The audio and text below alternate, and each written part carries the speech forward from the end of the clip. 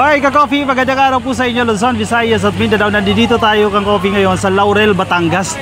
Alam nyo ka-coffee, good news ito ha sa lahat ng OFW na nakikinig sa atin. Magandang regalo po sa inyo ito ha. Ito dapat may nagagawa. OFW Party List, may magandang regalo po para sa lahat ng OFW ka-coffee. Pag umuwi kayo dito sa Pilipinas, meron na pong OFW Convention and Tourism Center. Dito po yan sa Laurel, Batangas na groundbreaking ngayon. Pinuntahan natin yan. Maswerte tayo na imbitahan tayo dito.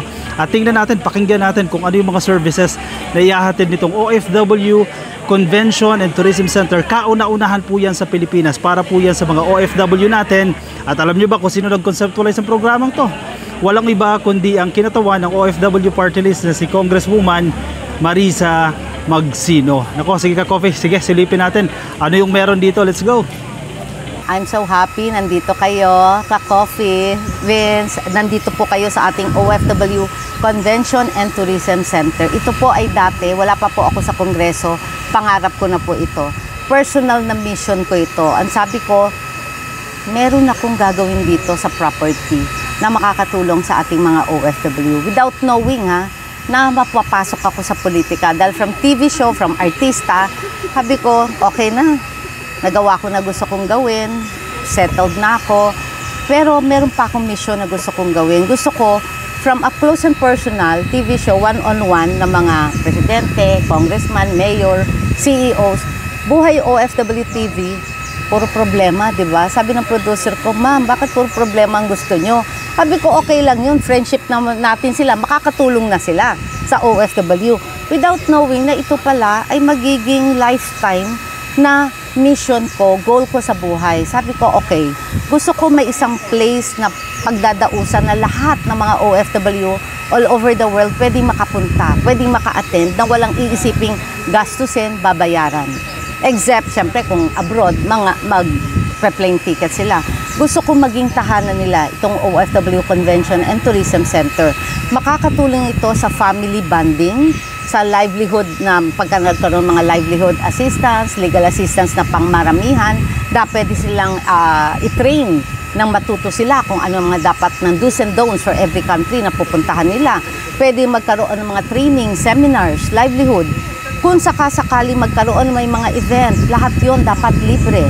Sa mga seafarers, sinabi ko, pinangako ko yan, meron silang Seafarers Hub or Office sa loob ng center. Nandoon din ang OFW Hub Office. Para sa ganon, meron si good for 100 o 150 people na pwede sa opisina nila. That's a permanent structure. Doon sa kondisyon ng aking pagbibigay ng property para sa OFW Convention and Tourism Center, gusto kong magkaroon sila ng belonging.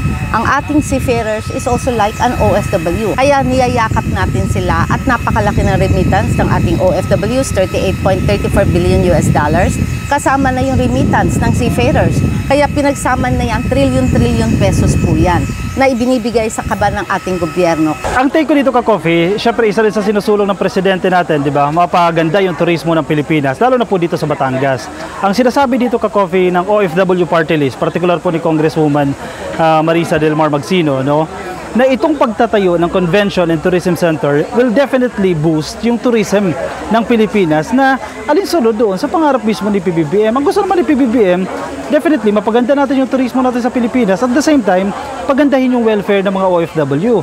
Kasi ano na ito ka-coffee maraming makikinabang once na ma-establish itong convention center. Definitely magkakaroon ng mga trading, di ba? Kasi pwede magkaroon ng trade fair, pwede magtayo ng may mga negosyo, pwede sila magtayo ng mga stalls, magkaroon ng exchange of products, magkaroon ng mga events. At sinasabi din kanina ka-coffee sa interview natin kay Congresswoman Magsino na posible din, halimbawa galing ka ng ibang bansa and then luluwas ka dito, halimbawa kararating mo lang dito sa Pilipinas at taga-probinsya ka, kasi itong Batangas malapit lang po sa NAIA, so pwede pansamantala dito ka muna manuluyan. Pinag-aaralan na po nila yan yung paglalagay ng ganyang parang lodging services ka-coffee para sa mga OFW natin. Win-win solution to para sa mga OFW natin. Mapapaganda na yung ekonomiya ng Pilipinas dahil syempre pinapaganda mo yung turismo, marami yung magkakatrabaho kasi economic activity ito eh. Win-win solution ito. Ako si Estrella Aseo, OFW from Oman, 8 years as OFW. Ako naman si Bernadette Alba, representante po ako ng asawa kong OFW, which is nasa Riyadh pa po hanggang ngayon. For 16 years na po siya nag-OFW. Roberto Ineria, 8 years, OFW sa Saudi Arabia. So, itong pagkakataon na ito ay nagbigay daan sa ating mga OFW. Again, sa inisyatibo ni Kong Marisa ay hindi lamang ang problema sa balikbayan boxes, kundi itong convention center na kung saan kung libre or discount is malaking bagay na at ina-appreciate natin bilang OFW. Na mga ganitong mga proyekto at ganitong mga malasakit sa mga OFW ay napigbigyan poon hindi lamang sa isang pagkakataon, kundi sa mga darating na panahon ay dumadami yung pansin at benepisyo at malasakit sa mga OFW. Ito po na proyekto po ng ating gobyerno kasi syempre funded ito ng government through the effort of the OFW Party List. Gusto ko pong sabihin na welcome. Lahat po kayo ay may tahanan dito sa OFW Convention and Tourism Center. Ito po ay inyo. Kaya sabi ko nga po, papagandahin natin at talaga namang pong kinakausap natin ang Department of Tourism, ang DPWH na maging mag-aayos at maging maganda po ang magiging outcome para ma-maximize. At pero syempre, tourism global, local and international tourism makakadagdag po sa ekonomiya ng ating bansa, sa taxes, sa job opportunities ng mga tao natin dito sa Batangas. Ganun din po, makikilala po ang Batangas bilang isang hub for exhibition, for conventions, for trainings ng iba't ibang bansa. Dahil ginagawa ko po yan sa ating mga Rotary Conventions, Eagles Conventions, and other community organizations, Management Association of the Philippines, at National Real Estate Association of the Philippines, or NREA. Parati po kaming maraming events. Pwede pong mangyari yan. At kung ano man po, ayun po yung pag-uusapan pa, kung ano man po yung magiging profit na ito po ay direkta po para lang sa use and maintenance ng OFW Convention and Tourism Center. Sa mga kapwa ko OFW, huwag niyong kakalimutan ang number 83, OFW Party List na iboto. Iyan talaga ang madaling lapitan at iyan ang nakakatulong sa atin at makakatulong pa sa mga hinaharap. Maraming salamat. Kayo ma'am, ano po At hindi kayo magsisi kung saan mang lupalop ng mundo at OFW Party List ang number 1. Subok sa tulong publiko at sa lahat sila ang makamasa, lalo na sa staff. Very well accommodating any time of needs.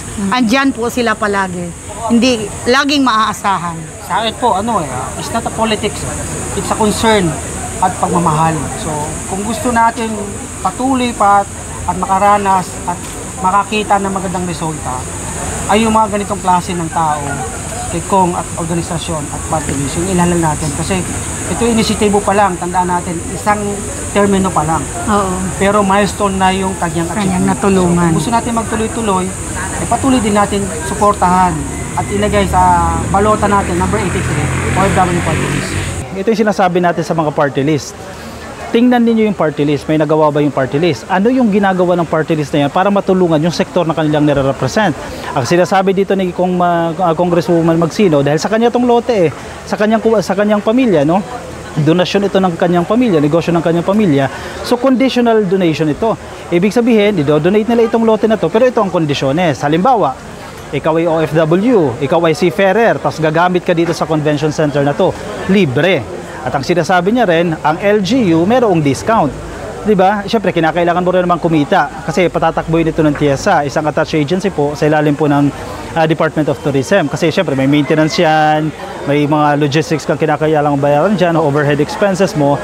Pero pag OFW, libre. Seafarers, libre. Para sa inyo talaga ito, Ka-Coffee. First time na magkakaroon ito sa Pilipinas. Napakagandang programa na to. At bigyan natin ng credits kung sino yung nag-conceptualize nito. Walang iba kundi ang OFW Party List.